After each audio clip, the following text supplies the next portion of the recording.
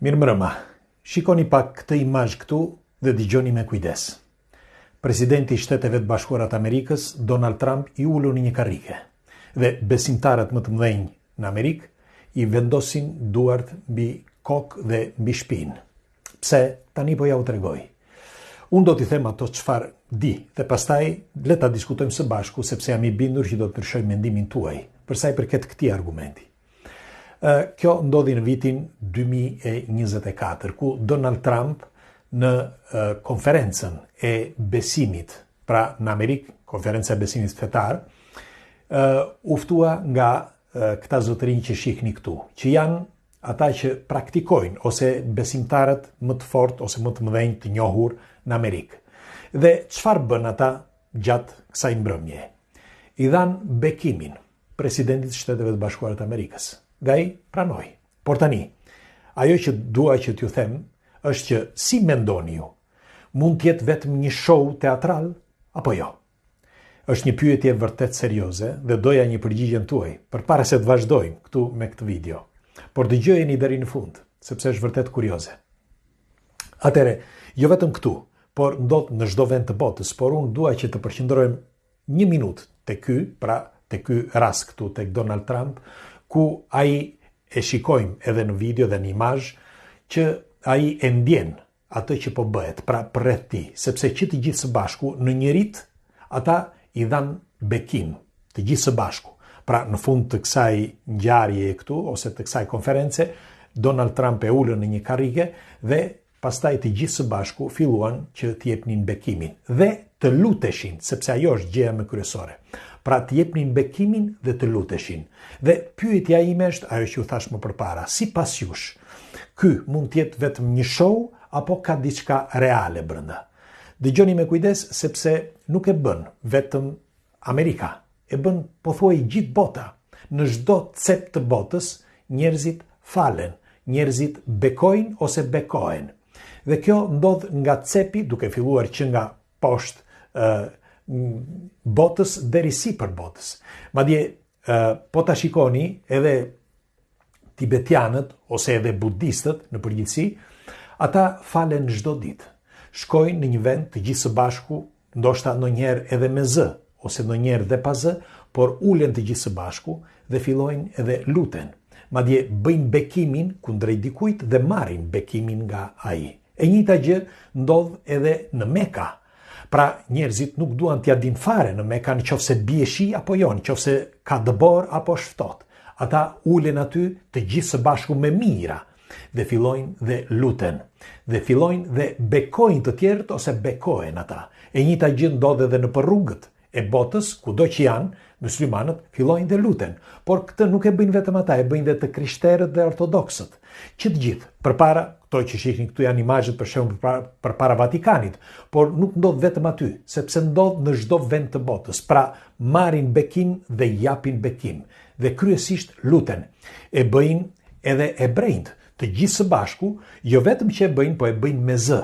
Pra, përveç se bëjnë bekimin, japin bekim dhe marrin bekim, bëjnë lutjet. Dhe lutjet i bëjnë edhe në korë. Madje edhe në një forum riti, që mund të quhet kështu, që të gjithë së bashku dhurojnë dhe marrin forcë.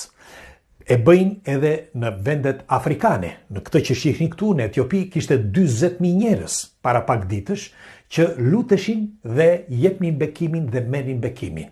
Por njëkohësisht e bëjnë edhe në të gjithë Afrikën pothuaj që nga kohrat e lashta, sepse luten edhe për pemët. Këto që shihni këtu, këto janë imazhet e vitit të kaluar, ku në Etiopi ulen dhe u përulen pemëve dhe kërkojnë, duke me disa zëra të çuditshëm, kërkojnë që pemët të bëhen sa më të larta dhe pemët bëhen të larta, sepse ata kanë respekt për pemët. Dhe këto tradita janë që nga kohrat e lashta.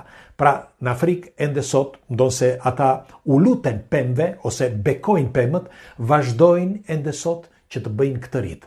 Dhe tani dua t'ju pyes juve, sipas jush, të gjithë këta që pat ju këtu, pra me miliarda, jo miliona, miliarda, sipas jush, janë të çmendur apo janë më pak të zgjuar se ne, apo është thjesht një show? Për mendimin tuaj, çfarë është? Do t'ju them diçka që jam i bindur, siç u thash në fillim, ju premtova që do t'ju surprizoj, por njëkohësisht edhe do të bëj që të ndryshoni mendimin. Duhet të dini që në të gjitha vendet ku falen njerëzit, ka frekuenca të mëdha. Merreni me mend, frekuencat më të mëdha gjenden në Meka, janë të para nga instrumentet që njerëzit mund t'i verifikoni dhe ju, pra të verifikuara.